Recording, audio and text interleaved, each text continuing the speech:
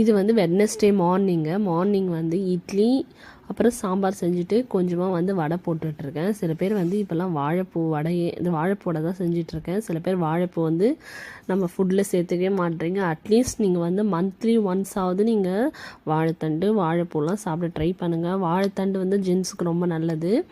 அந்த யூரின் ட்ராக்லாம் நல்லா கிளியர் ஆகும். ஸ்டோன் இருந்தால் கூட அது கரைச்சிடும்னு சொல்லுவாங்க வாழைத்தண்டு. அதுமாரி வாழைப்பூ வந்து ஃபீமேலுக்கு கர்ப்பப்பைக்கு ரொம்பவே ஸ்ட்ரென்த்துங்க. கண்டிப்பாக அதில் சாப்பிடுங்க.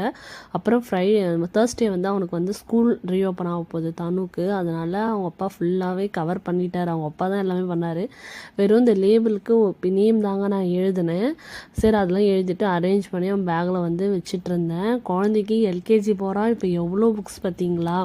இது வந்து சிபிஎஸ்சி எஜுகேஷன், அதனால் வந்து அவ்வளோ புக்ஸும் இருக்கும்.